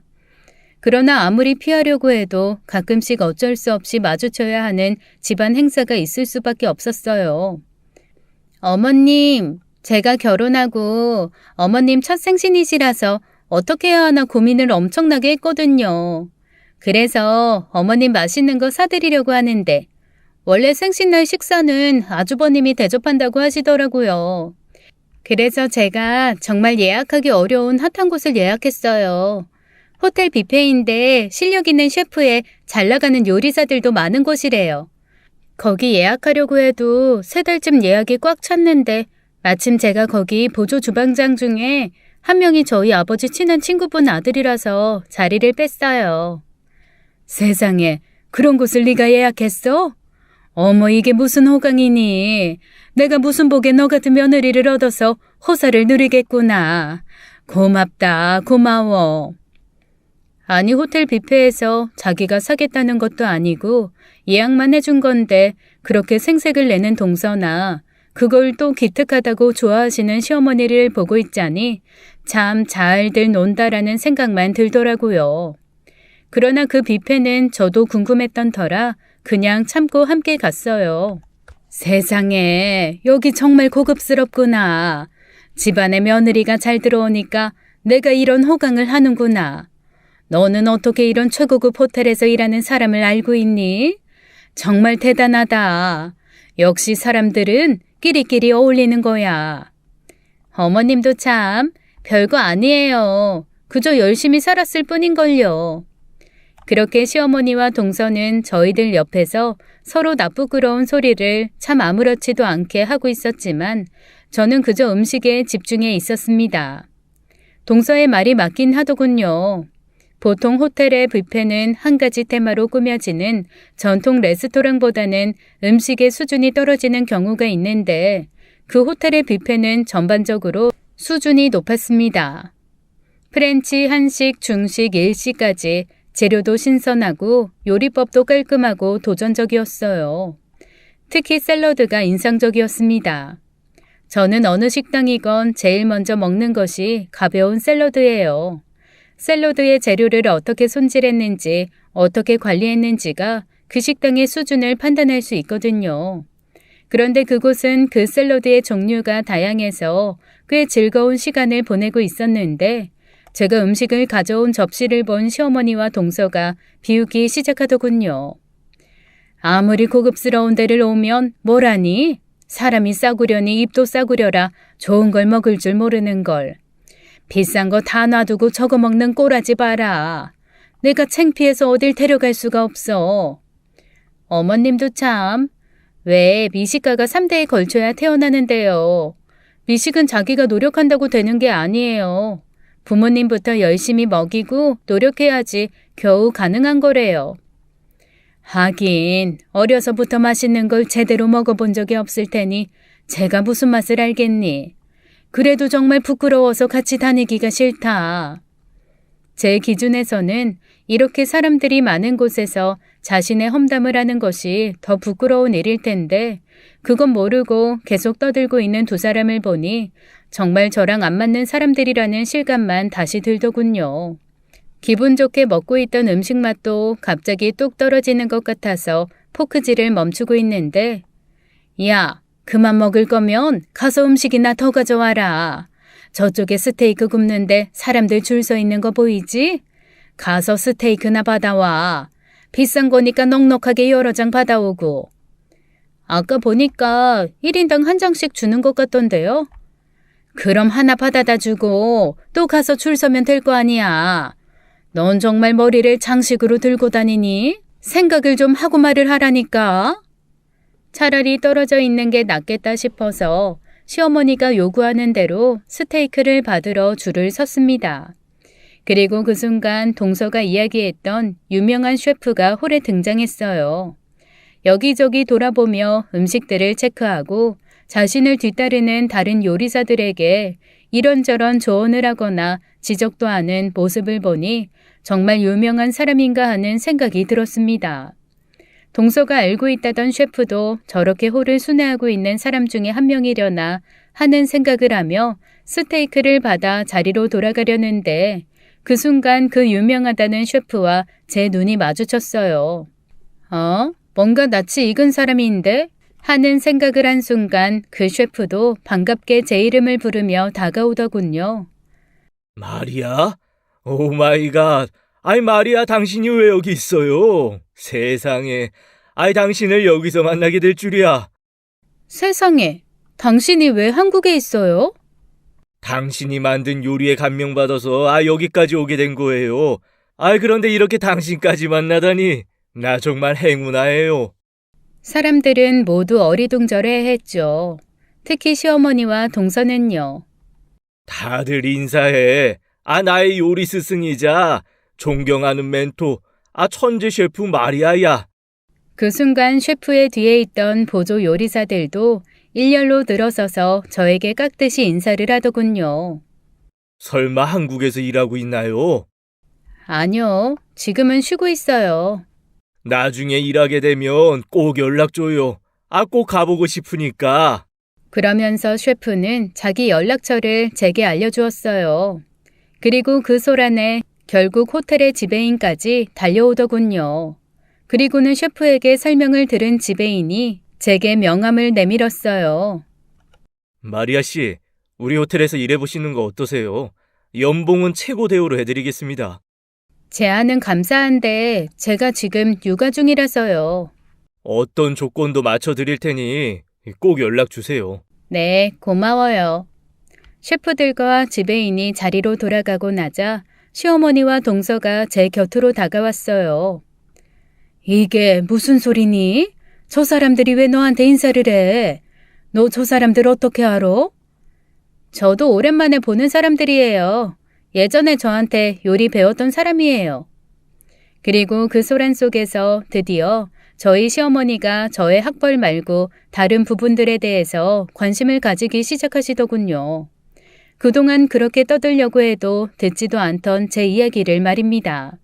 저희 부모님은 두 분 모두 의사셨습니다. 그런데 돈을 벌기보단 말 그대로 사람 고치는데 재미를 느끼시는 분이라고나 할까요? 남들은 두 분이 사명감 넘치는 진정한 의사의 표본이라고 하지만 제가 보기에 저희 부모님은 환자를 만나고 고치는 걸 세상 어떤 것보다 재미있어 하시는 분 같았습니다. 그래서 본인들의 일을 좋아하셨고 보람있어 하셨고 그러다 보니 일이 취미가 되는 덕업일치의 경지셨죠. 그러다 보니 저에게도 항상 본인이 평생 재밌어 할 수 있는 일을 찾아라 라고 잔소리를 하고는 하셨죠. 어쨌거나 그렇게 환자 고치는데 진심이셨던 저희 부모님은 제가 아주 어릴 때부터 여기저기 봉사라는 이름으로 우리나라 섬이나 오지로 환자를 만나러 다니시더니 제가 어느 정도 큰 이후에는 아예 한국 병원은 정리하시고 국경 없는 의사회에 들어가셨습니다. 그리고 그 중에서도 가장 위험하다는 곳, 의사들이 가장 가기 꺼려하는 곳들을 선택하셨죠. 너무 위험한 곳에 아이를 데리고 다닌다며 말리는 사람들도 많았지만 아이는 부모와 함께 있는 게 제일 안전하다면서 참 열심히 데리고 다니셨어요.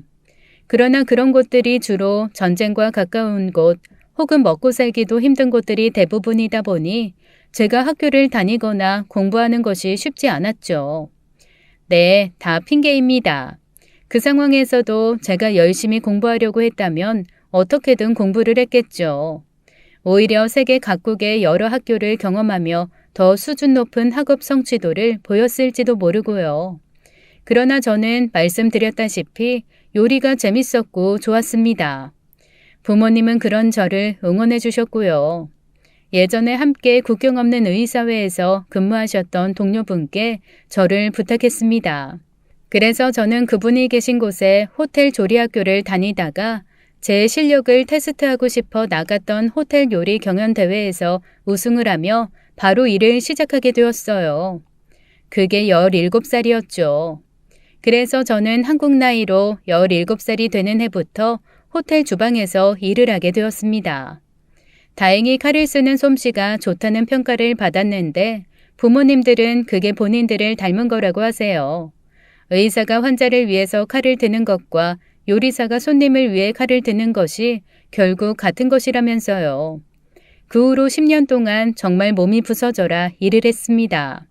그만큼 재미도 있었고 좋은 사람들도 많이 만났지만 워낙 주방에만 박혀 있어서 그런가 사실 사회성은 좀 떨어지는 편이었던 것 같아요. 연애도 제대로 못 해봤고 친구도 제대로 사귀지 못했거든요. 그래서 저에게 적극적으로 다가와주는 남편에게 호감을 느꼈고 좀 쉽게 사랑에 빠진 것도 인정합니다.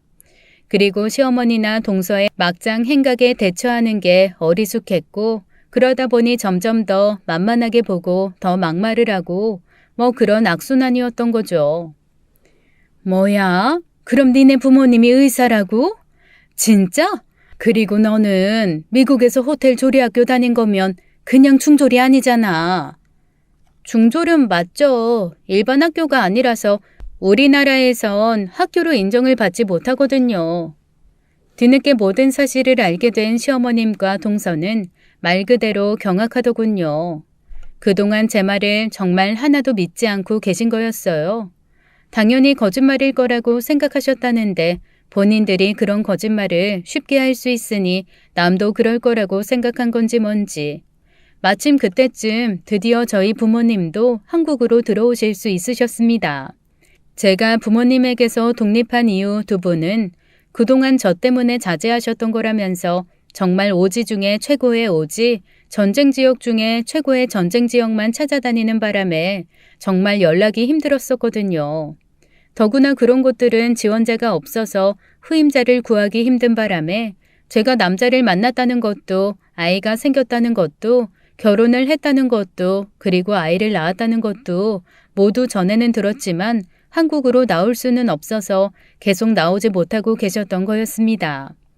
그렇게 오랜만에 만난 저희는 세상 즐거운 시간을 보냈어요. 저희 아이는 처음 만난 외할머니, 외할아버지의 품에서 계속 싱글벙글하면서 사랑을 듬뿍 받았고 저희 남편도 처음 만난 장인 장모님께 용돈도 두둑히 받고 좋은 이야기도 많이 들었습니다. 부모님은 거의 20년 만에 휴가다운 휴가를 보내시겠다면서 한동안 저희 곁에 있겠다고 하셨어요. 다시 일을 시작하신다고 해도 본인들 나이가 있으셔서 이제는 외국으로 나가기는 무리일 것 같아 어디 조용한 무인촌이나 섬으로 가서 병원을 차리시고 싶다고 하시는데 그 전에 의대 동기들과 지인들의 부탁으로 간간히 수술을 하러 가시거나 강의를 가시면서 시간을 보내고 계시죠. 그러면서 저희 아이를 봐주셨고 그 덕분에 저는 마음 편하게 다시 일을 시작하게 되었습니다. 사실 더 아이 곁에 있고 싶은 마음이 있었지만 호텔 지배인이 매일같이 집으로 찾아와서는 조르는 바람에 예정보다 일찍 복귀한 게 사실이었죠. 하지만 역시 저는 주방 체질인지 정작 일을 시작하니 너무 즐겁더라고요. 그리고 신기할 정도로 시댁의 막말이 뚝 끊겼습니다. 저는 여전히 같은 사람이고 제가 중졸이라는 조건도 식당에서 일한다는 것도 변하지 않았지만 저를 보는 시어머니와 동서의 시선이 바뀐 게 이유라면 이유겠죠. 그 모습을 보니 제 기대도 아예 사라진 듯합니다. 그렇게 진정으로 마음을 비우고 기대도 버리니 덕분에 하루하루가 편하고 즐거워요. 저는 그래서 주변에서 저처럼 시댁 때문에 힘들어하는 사람들을 보면 노력하지 말라고 합니다. 어차피 변해야 하는 건 본인이 아니라 자신을 함부로 보는 상대라고 말해주면서요. 그러니 혹시나 지금 이 순간 자신을 함부로 대해서 스트레스 받고 계신 분이 계시다면 똑같은 말을 해드리고 싶었습니다. 나를 좋아하지 않는 사람들 때문에 힘들어하기보다 날 좋아하는 사람들 틈에서 내가 좋아하는 일을 하면서 행복하게 지내는 게 본인과 시간을 소중하게 지킬 수 있는 방법이거든요. 지금까지 사연 읽어주는 남녀였습니다. 끝까지 시청해주신 여러분 감사드리며 저희는 다음 사연으로 돌아올게요. 감사합니다.